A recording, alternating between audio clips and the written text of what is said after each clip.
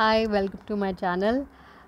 हम कर रहे हैं अपना बायोलॉजी का कोर्स यहाँ पर। मेरा नाम है अनाहत कलसी। ठीक है। जो मैं आपके साथ नोट्स शेयर कर रही हूँ, I am trying my very best कि वो एग्जॉस्टिव हों।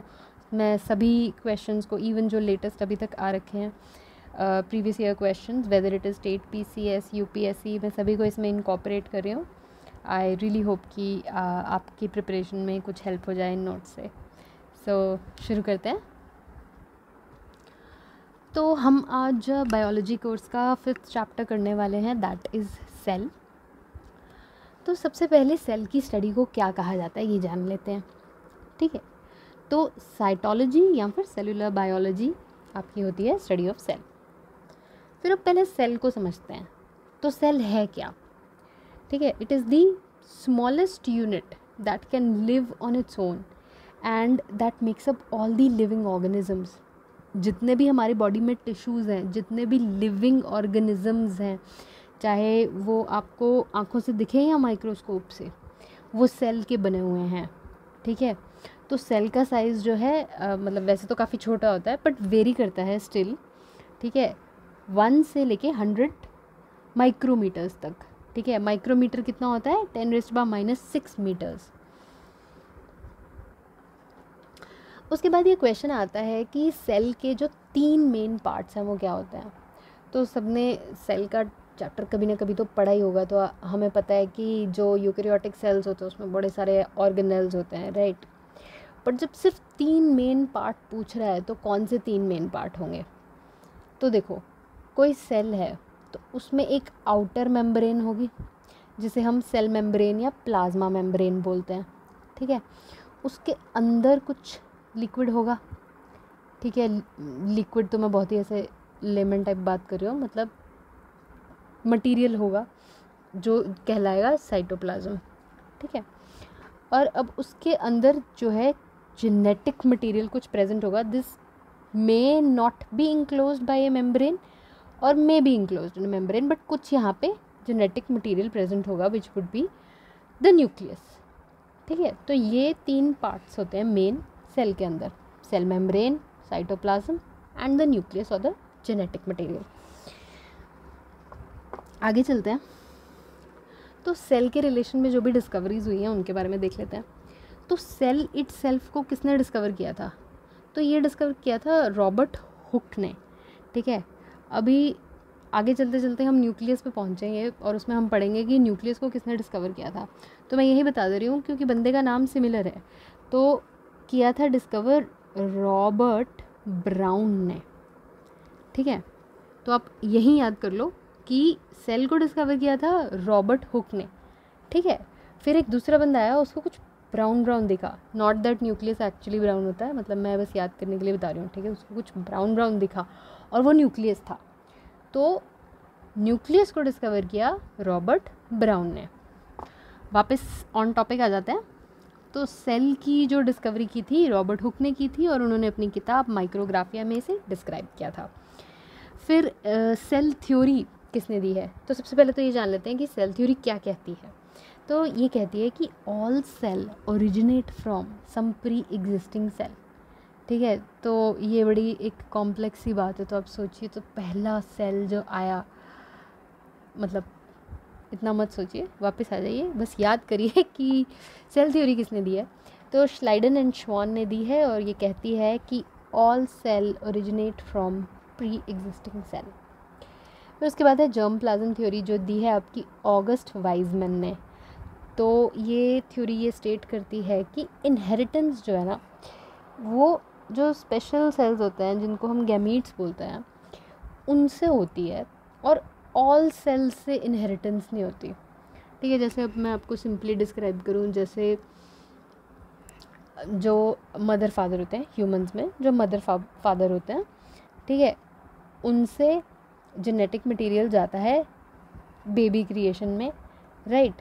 तो वो सारे सेल्स नहीं कैपेबिलिटी रखते कि हाँ भाई हम प्रोजनी को पास ऑन कर देंगे कैरेक्टरिस्टिक्स। वो गैमीट्स के पास पावर है। ठीक है। वो हम हेरिडिटी वाले चैप्टर में देख चुके हैं, हैप्लॉइड सेल्स होते हैं। ठीक है। और वो फ्यूज़ करते हैं तो फिर आगे प्रोजनी का प्रोसेस चलता है। वापस आ जाता है। ओके, जर्म प्लाज्म थ्योरी जो है किसने दी है? ऑगस्ट वाइजमैन ने दी है। तो हम इसको कैसे याद करेंगे? ये बहुत वाइज बंदा है, इसने बताया कि भैया सब सेल से इनहेरिटेंस नहीं होता है, गैमीट्स से होता है। ठीक है, चलिए आगे करते हैं, थोड़ा सीरियस होके पढ़ते हैं। हाँ, तो प्रोकैरियोटिक सेल्स और यूकैरियोटिक सेल्स में हम थोड़ा सा अब डिफरेंस देखेंगे। तो सबसे पहले अब समझ लेते हैं प्रोकैरियोटिक सेल्स क्या होते हैं। ठीक है, तो ये ऐसे सेल्स होते हैं जिसमें कि कोई ऐसे न्यूक्लियर मेम्ब्रेन में डला हुआ जेनेटिक मटेरियल नहीं पाया जाता, कोई न्यूक्लियस नहीं होता ऐसे सेपरेटली। ठीक है, और ऑर्गेनेल्स भी काफ़ी कम होते हैं। ठीक है, तो क्या होता क्या है एक्चुअली? तो ऐसे करके एक न्यूक्लियोइड रीजन होता है, बस एक रीजन है, कोई मेम्ब्रेन नहीं है यहाँ पे।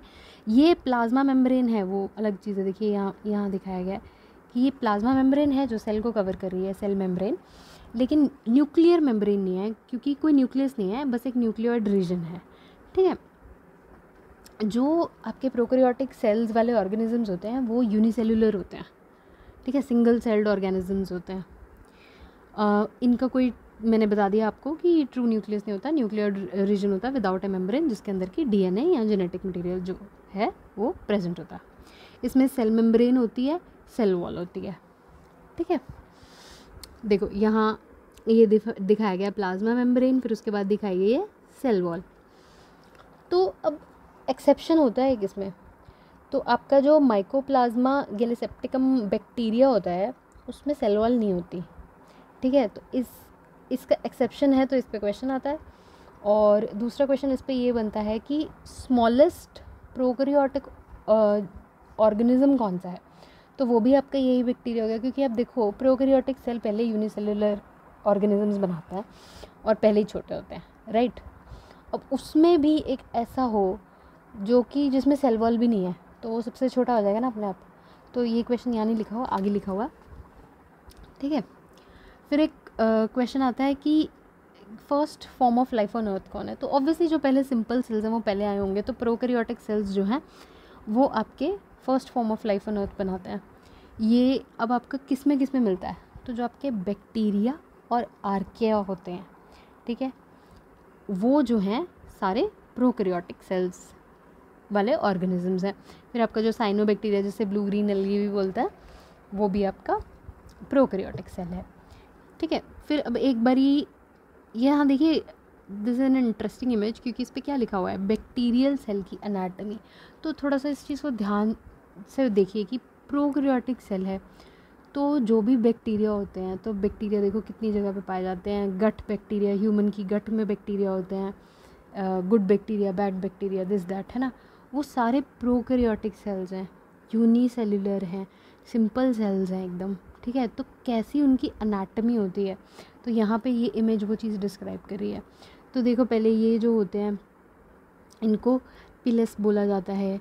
फिर ये मैंने बताया अंदर साइटोप्लाज्म होता है, न्यूक्लियोइड रीजन होता है, ये राइबोसोम्स होते हैं। राइबोसोम्स जो होते हैं प्रोटीन मैन्युफैक्चरर्स होते हैं, प्रोटीन बनाने की मशीनें समझ लो आप। ठीक है, सेल के अंदर ऐसा जो ऑर्गेनेल है जो प्रोटीन बनाता है वो है राइबोसोम। ठीक है, यूकैरियोटिक सेल में भी यही होता है। ठीक है, फिर ये जो दो इसके पास हैं इन्हें कहते हैं फ्लैजिला। तो ये क्या करते हैं, जब ये इसको सॉर्ट ऑफ विप करता है तो ये सेल मूवमेंट कर सकता है। ठीक है, इसको यूज़ करके। तो बैक्टीरिया पे एक आध स्टेटमेंट और है। हाँ, तो बैक्टीरिया जो है they can be seen by a compound microscope, और कुछ बैक्टीरिया ऐसे होते हैं जो अपना खुद का फूड जो है सिंथेसाइज कर सकते हैं, जिनको हम क्या बोलेंगे? Phototrophic bacteria.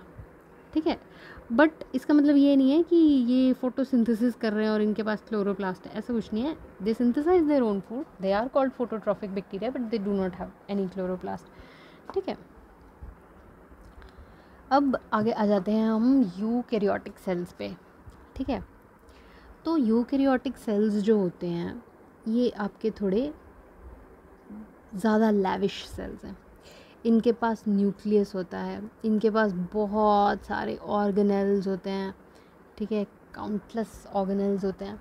पर ये चीज़ें कि प्लाज्मा मेम्ब्रेन होती है, सेल मेम्ब्रेन, ठीक है, साइटोप्लाज्म होता है, ठीक है, और ये जो न्यूक्लियस के अंदर जो जेनेटिक मटेरियल है ये चीज़ सिमिलर ही है।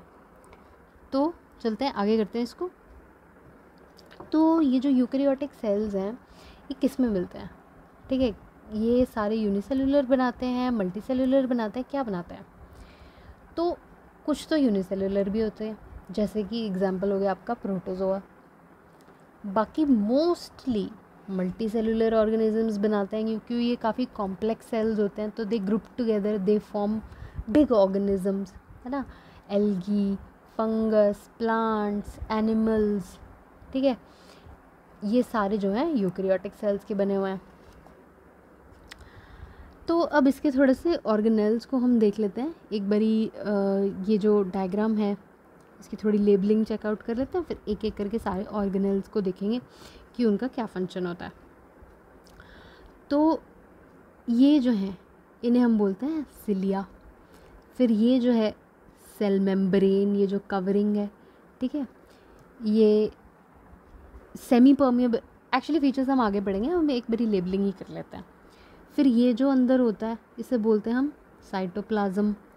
फिर लाइजोसोम्स होते हैं जिनमें जिनको हम सुसाइड बैग्स भी बोलते हैं, ठीक है। फिर ये आपके सेंट्रियोल्स होते हैं। यहाँ पे मैंने जो दिखाया हुआ ना ये एनिमल सेल है, तो यहाँ पे ये सेंट्रियोल्स मैंने दिखाए हुए हैं जो माइक्रोट्यूब्यूल्स फेंकते हैं जब सेल डिवीज़न होता है, तो उस टाइम पे ये ऑर्गेनाइजेशन करने में मदद करता है, ठीक है। तो ये प्लांट सेल्स में नहीं होते हैं, अब हम आगे देखेंगे। फिर यहाँ पे माइटोकॉन्ड्रिया दिखाया हुआ है जिसमें कि 2 लेयर्स होती हैं, हम आगे पढ़ेंगे। फिर ये देखिए जो वैक्यूल्स बना रखे हैं, तो एनिमल सेल्स में कैसा होता है कि ज़्यादा नंबर ऑफ़ वैक्यूल्स होते हैं, छोटे छोटे होते हैं। प्लांट सेल्स में कैसा होता है कि लार्जर और सिंगल वैक्यूल जनरली होता है, ठीक है। फिर ये देखिए जो ये ग्रीन में बना हुआ है ये आपका गोल्जी ऑपरेटस है। अब ये देखिए ये कैसे बना हुआ है ना, कि ये इसका स्ट्रक्चर बन रहा है ऐसे ऐसे 1 और 2, तो ये इसके फंक्शनल यूनिट को सिस्टर्न्स कहा जाता है और ये पूरे को गोल्जी बॉडीज़ कहा जाता है। फिर ये रेड रेड डॉट्स जो हैं ये राइबोसोम्स हैं जो आपके प्रोटीन मैन्युफैक्चरर्स होते हैं। फिर ये है आपका न्यूक्लियस, ठीक है, थोड़ा सा क्लियर आउट कर लेता है। ये देखिए सबसे पहले ये जो है लेयर ये है आपका न्यूक्लियर मेम्ब्रेन, ठीक है। फिर यहाँ पे क्रोमाटिन है जिसमें कि आपका जेनेटिक मटेरियल, फिर ठीक है ये आपका न्यूक्लियोलस है, ठीक है। फिर एंडोप्लाज्मिक रेटिकुलम होता है, 2 टाइप का होता है, एक स्मूथ होता है, एक रफ होता है। तो यहाँ पे जो बने हुए हैं ये स्मूथ वाला है जिसपे कि ऊपर राइबोसोम्स अटैच नहीं होते, इसका फंक्शन जो है हम आगे देखेंगे, ठीक है। और एक रफ़ वाला एंडोप्लाज्मिक रेटिकुलम होता है, वो ये वाला है जिसमें देखो ऊपर रेड रेड डॉट्स बने हुए हैं ना, तो राइबोसोम्स लगे हुए हैं इसके ऊपर, ठीक है। तो ये जो है आपका रफ़ एंडोप्लाज्मिक रेटिकुलम है।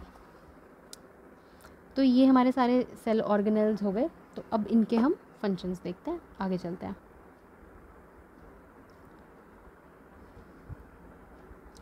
तो सबसे पहले हम देख रहे हैं सेल मेम्ब्रेन या प्लाज्मा मेम्ब्रेन। तो सबसे पहला क्वेश्चन इसमें आता है किस चीज़ की बनी होती है, तो प्रोटीन लिपिड की बनी होती है ये, ठीक है, प्रोटीन्स एंड लिपिड्स की।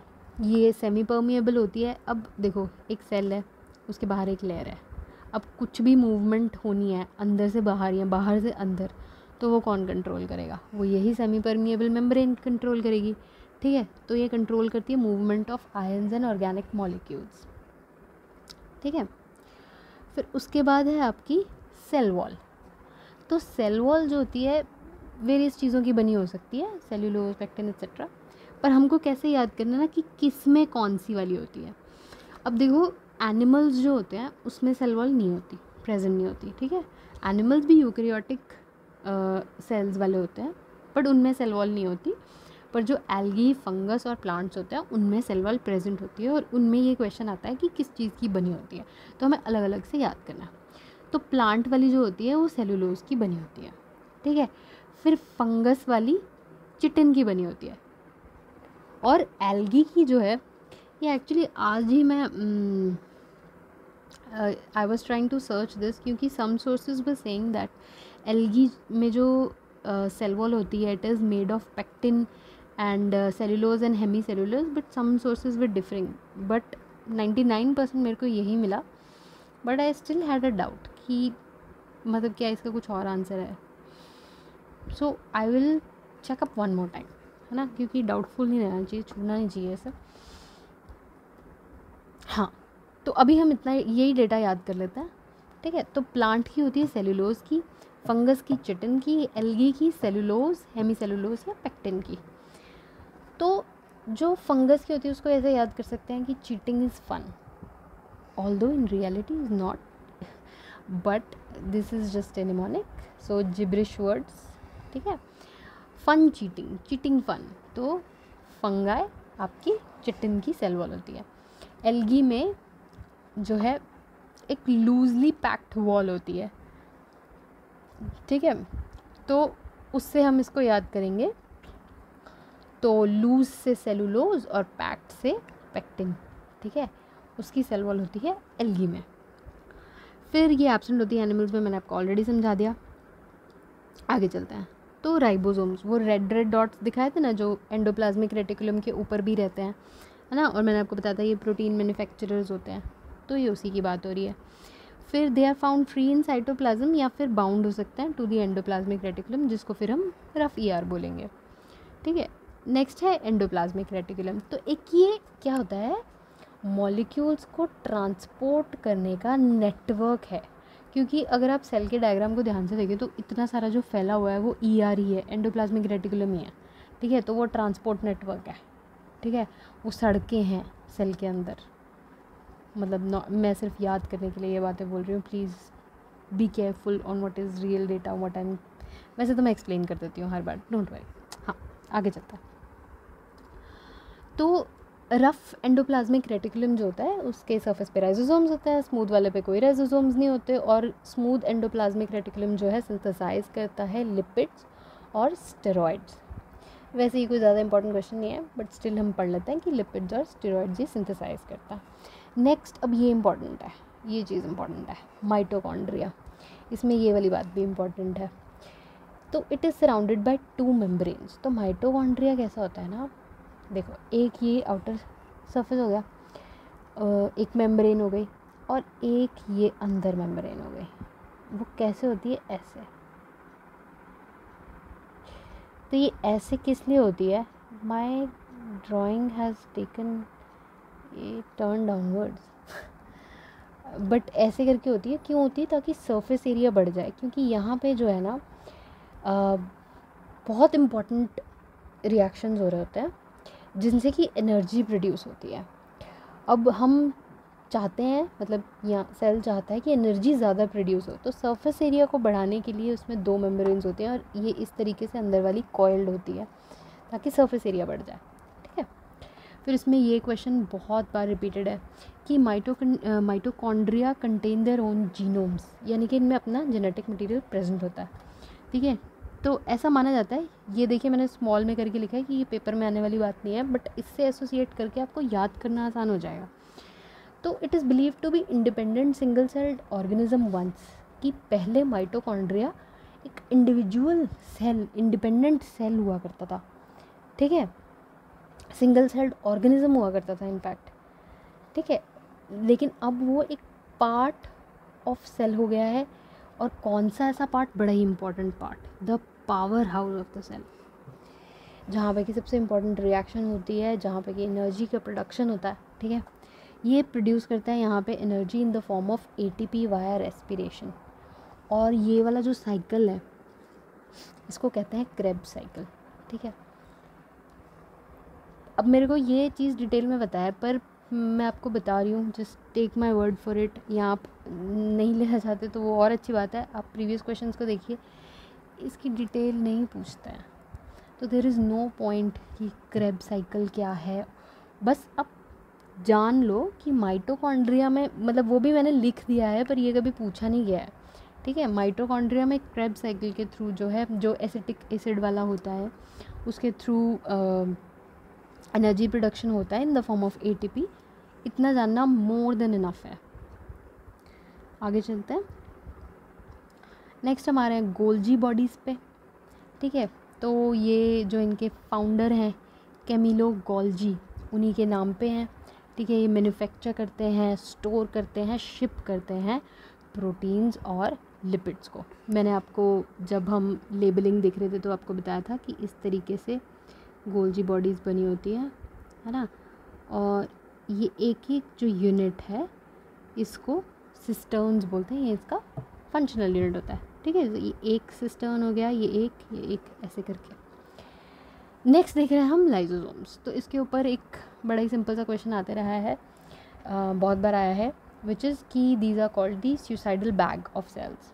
तो इनको वैसे ऐसा इसलिए बोला जाता है कि मतलब इनकेस जो लाइसोसोम है सेल का वो फट जाता है तो it has the capability of destroying the cell itself, ठीक है। तो जानते हैं इसमें ऐसा क्या होता है।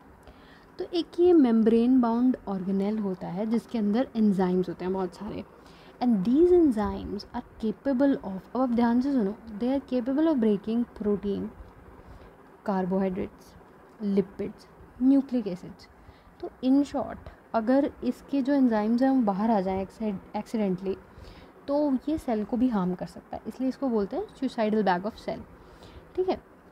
अब जो लाइसोसोम्स हैं they take part in killing viruses and bacteria via hydrolysis, ठीक है।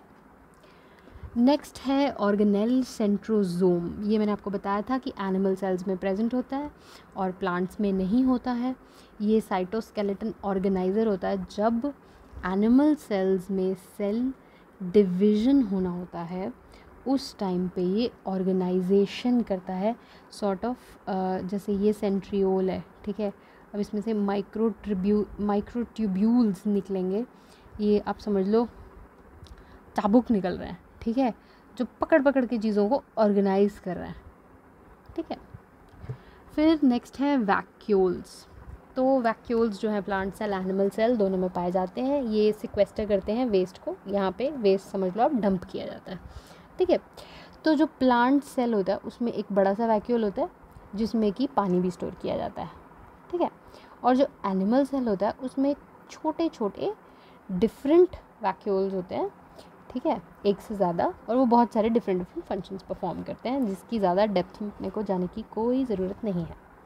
तो नेक्स्ट पे आते हैं, दैट इज़ न्यूक्लियस। थोड़ा क्लीन अप कर लेते हैं, या नेक्स्ट इज़ न्यूक्लियस। तो मैंने आपको स्टार्टिंग में बताया था कि सेल को डिस्कवर किया था रॉबर्ट हुक ने, ठीक है, और न्यूक्लियस को डिस्कवर किया था रॉबर्ट ब्राउन ने।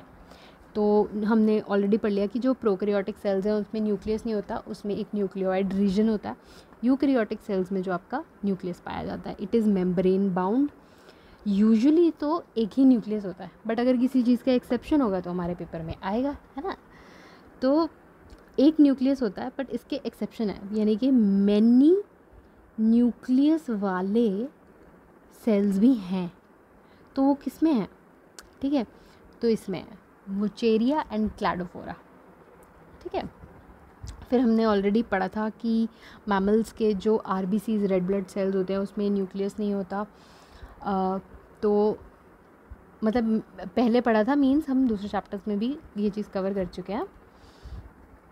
तो मैमल के जो आरबीसीज होते हैं उनमें कोई न्यूक्लियस नहीं होता, इसका हमने एक्सेप्शन पढ़ा था कि that is camel and llama में होता है, ठीक है। फिर जो न्यूक्लियस होता है उसका ये फीचर है कि it controls and coordinates everything, क्योंकि उसके अंदर डीएनए प्रेजेंट है जो कि जेनेटिक मटेरियल है, जो कि सबसे इम्पॉर्टेंट चीज़ है, ठीक है। ये क्रोमोसोम्स को हाउस करता है। क्रोमोसोम को ही जब वो दूसरे फॉर्म में होता है ना, मतलब अपने नॉन स्ट्रक्चर्ड फॉर्म में, तो हम उसको क्रोमाटिन बोल देते हैं, ठीक है। तो जब मैं सेल की लेबलिंग दिखा रही थी आपको डायग्राम से, तो मैंने उसमें आपको दिखाया था कि क्रोमाटिन प्रेजेंट होता है, ठीक है। फिर रेप्लिकेट करता है ये डीएनए को न्यूक्लियस, और आरएनए को सिंथेसाइज करता है। डीएनए आपका डायऑक्सी राइबोन्यूक्लिक एसिड और आरएनए आपका राइबोन्यूक्लिक एसिड, ठीक है। अब ये एक इम्पॉर्टेंट क्वेश्चन है जो कि बहुत ज़्यादा बार रिपीट हुआ है कि DNA is found in mitochondria and chloroplast. तो माइटोकॉन्ड्रिया तो मैंने आपको पहले ही बता दिया था कि इसको ऐसे भी पूछ सकते हैं कि mitochondria contains its own genome, है ना। तो क्लोरोप्लास्ट वाली चीज़ जो है कि उसमें भी जो है डीएनए पाया जाता है, आगे चलते हैं। तो ये हम देख रहे हैं प्लांट सेल और एनिमल सेल में थोड़ा सा डिफ्रेंसिएशन। तो देखिए जैसे लेबलिंग में मैंने आपको बताया था कि इसमें जो वैक्यूल होता है प्लांट सेल में वो बड़ा सा सिंगल एक वैक्यूल होता है। इसमें क्या होता है, ऐसे छोटे छोटे ज़्यादा नंबर प्रेजेंट होते हैं एनिमल सेल में। फिर देखिए इसमें जो ग्रीन में मार्क किया हुआ है इस पर फोकस करिए। तो क्लोरोप्लास्ट जो है वो ऐसी चीज़ है जो प्लांट सेल में ही प्रेजेंट होती है, ठीक है। अभी हम पढ़ेंगे ये क्या होता है, और ये इसको फोटोसिंथेसिस करने में हेल्प करती है। अब ये एनिमल सेल में प्रेजेंट नहीं होती है, एब्सेंट होती है। अब सेल वॉल जो है हमने पढ़ा है कि प्रोकैरियोटिक तो ऑलमोस्ट सभी में होती है, एक उसका एक्सेप्शन है, राइट। और यूकैरियोटिक में जो है एनिमल्स में सेल वॉल नहीं होती, ठीक है। बाकी में हमने देखा किस किस में होती है और किस किस चीज़ की बनी हुई होती है, ठीक है। तो एनिमल सेल में सेल वॉल नहीं होती। फिर ये देखिए सेंट्रियोल्स, तो मैंने आपको बताया था कि सेंट्रियोल्स जो होते हैं सेल डिवीजन के टाइम पे काम आते हैं। तो ये एनिमल सेल में प्रेजेंट होते हैं, प्लांट सेल में ये एब्सेंट होते हैं, ठीक है। बाकी सारे तो हम ऑलरेडी देख चुके हैं कि न्यूक्लियर मेम्ब्रेन होता है, न्यूक्लियोलस होता है, क्रोमाटिन या क्रोमोसोम्स, जो स्ट्रक्चर्ड फॉर्म होगा वो क्रोमोसोम्स होगा, जो जब नॉन स्ट्रक्चर्ड मैगी सूप के फॉर्म में है तो उसको हम क्रोमाटिन बोल देंगे, सेम ही चीज़ को, ठीक है। फिर माइटोकॉन्ड्रिया जो power house of the cell है, फिर वैक्यूल्स प्रेजेंट है, ठीक है, इसमें बड़ा वाला, इसमें छोटे छोटे। फिर राइबोसोम्स जो आपके प्रोटीन मैन्युफैक्चरर्स हैं, फिर गोल्जी बॉडीज़, ठीक है। फिर एंडोप्लाज्मिक रेटिकुलम जो 2 टाइप के हैं वो प्रेजेंट है, ठीक है। तो आगे चलते हैं, जो एक टाइप ऑफ ऑर्गेनेल है जो हमने नहीं कवर किया अभी तक, दैट इज़ प्लास्टिड। तो प्लास्टिड्स क्या होते हैं, 3 टाइप के होते हैं, और ये ऐसे ऑर्गेनेल्स होते हैं या तो इनमें पिगमेंट कुछ प्रेजेंट होता है या कुछ वो फूड स्टार्च कुछ सेव कर रहे होते हैं, ठीक है। तो 3 टाइप इनके क्या होते हैं, क्लोरोप्लास्ट, क्रोमोप्लास्ट एंड ल्यूकोप्लास्ट। तो ये वाला क्लोरोप्लास्ट हम यहाँ पे पढ़ेंगे।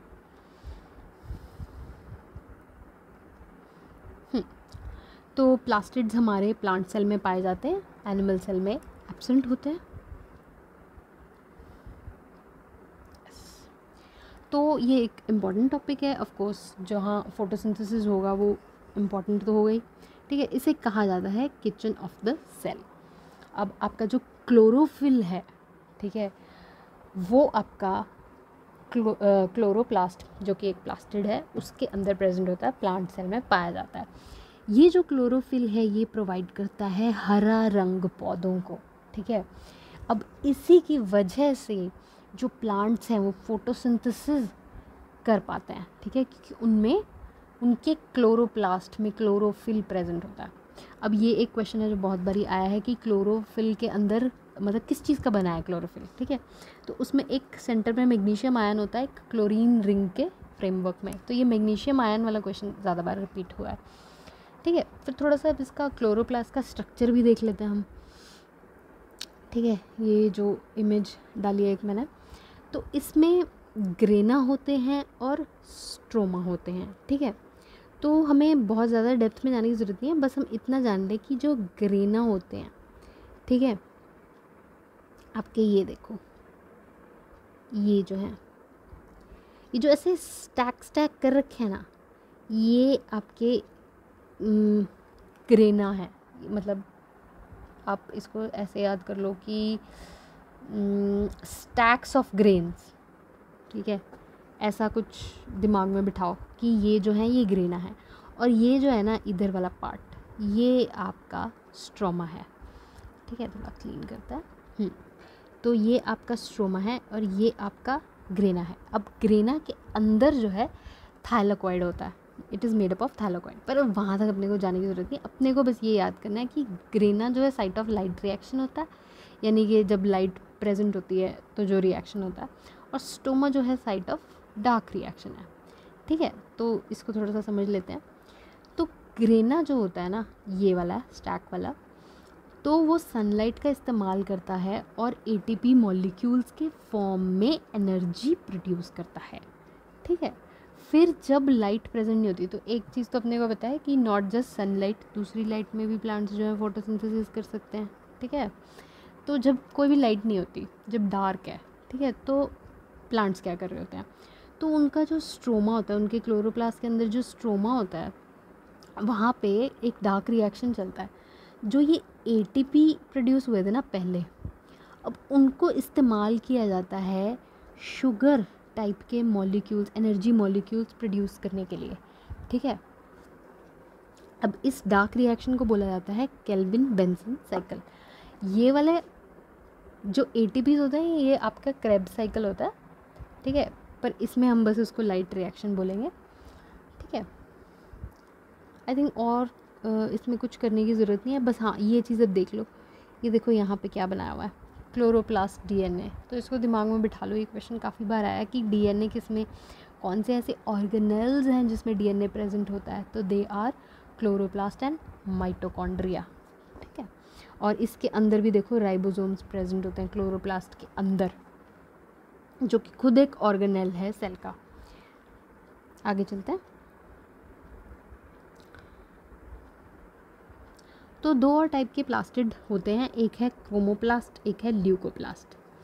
तो क्रोमोप्लास्ट जो होते हैं दीज आर पिगमेंट्स, जो वेरियस कलर्स जो आपको प्लांट्स के फ्लावर्स में, फ्रूट्स में नज़र आते हैं, वो क्रोमोप्लास्ट की वजह से होते हैं। तो जैसे लाइकोपीन, तो टमेटो आपको रेड दिखता है, कैरेटीन, तो कैरेट में ऑरेंज जो पिगमेंट दिखता है, फिर बेटनिन रेड या ब्लू जो आपको बीटरूट में नज़र आता है, ठीक है। फिर ल्यूकोप्लास्ट जो होता है ना, तो हमने स्टार्टिंग में पढ़ा था ना, प्लास्टिड या तो पिगमेंट या फिर फूड स्टोर करता है, तो ये वाला कलरलेस होता है, इसमें कोई पिगमेंट नहीं होता, ये फूड को in the form of starch, fat, protein जो है स्टोर करता है। ये रूट्स या अंडरग्राउंड स्टेम में पाया जाता है, ठीक है, ल्यूकोप्लास्ट। अब आगे चलते हैं, अब सेल के रिलेशन में जो भी क्वेश्चंस हैं उनको हम कवर करते हैं, ठीक है। तो ये वाला क्वेश्चन मैंने आपको ऑलरेडी कवर करा दिया कि स्मॉलेस्ट सेल कौन सा है।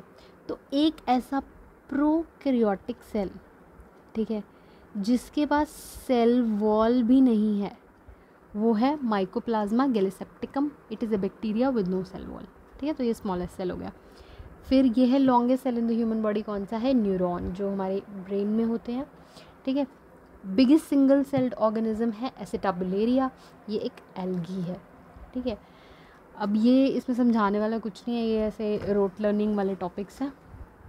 तो हमने मैमल्स के RBCs के बारे में पहले पढ़ा था कि उनमें जो है वो नहीं होता, न्यूक्लियस नहीं होता, तो एडिशनली उनमें लाइजोसोम भी नहीं होता, ठीक है। फिर उसके बाद हम देख लेते हैं PCD, which is programmed cell death या फिर सेल सुसाइड। तो इसके दो प्रकार होते हैं, एक होता है अपोप्टोसिस और एक होता है ऑटोफेजी। बहुत ज़्यादा डेप्थ में जाने की ज़रूरत नहीं है, नहीं पूछते इसके बारे में डिटेल में, बट हाँ प्रोग्राम सेल डेथ के दो प्रकार होते हैं, इतना आप याद रखें। अपोप्टोसिस का एग्जांपल है कि जैसे जो एम्ब्रियो होता है, ठीक है, डेवलपिंग एम्ब्रियो होता है, उसके जो फिंगर्स और टोज़ जो डिफ्रेंशिएट कर जाता है ना, वो अपोप्टोस कर जाना उसे कहते हैं, ठीक है। फिर नेक्स्ट हम जान लेते हैं कि स्टेम सेल्स क्या होते हैं। स्टेम सेल्स, तो these are cells with the potential to develop into many different types of cells in the body। इसलिए हम स्टेम सेल रिसर्च के बारे में इतना सुनते हैं, क्योंकि ये ऐसे सेल हैं जो हमारी बॉडी के वेरियस टाइप्स ऑफ सेल्स में कन्वर्ट हो सकते हैं। ये हमारे नेचुरली ये हमारी बॉडी का एज ए रिपेयर सिस्टम काम करते हैं, ठीक है। फिर इनको अगर हार्नेस कर लिया जाए तो उससे जो है और बहुत सारे मेडिकल एप्लीकेशंस आगे आ सकते हैं, इसलिए स्टेम सेल रिसर्च इतना न्यूज़ में रहता है, ठीक है। फिर उसके बाद ये कुछ सिंपल सा क्वेश्चन है जो आता है पेपर में एग से रिलेटेड। तो देखो, सोचो, नमक वाला पानी लिया, उसमें फ्रेश एग डाल दिया, तो अब नमक वाले पानी की वजह से वो करेगा फ्लोट, ठीक है। अब अगर हमने फ्रेश वाटर में डाला होता उसी एग को, तो वो फ्लोट नहीं करता, वो सिंक कर जाता। फ्रेश एग नमक वाले पानी में करता फ्लोट, ठीक है, और फ्रेश वाटर में कर जाता सिंक। बट अगर रॉटन एग है, ठीक है, उसको हमने फ्रेश वाटर में डाला तो वो सिंक नहीं करता, वो फ्लोट करने लगता। ऐसा क्यों? अगर वो एग बासा है तो एयर उसमें एंटर कर चुकी है, ठीक है, तो वो फ्लोट करेगा फ्रेश वाटर में भी। बहुत ज़्यादा कुछ कॉम्प्लिकेटेड नहीं है, इसको करो याद और आगे चलो,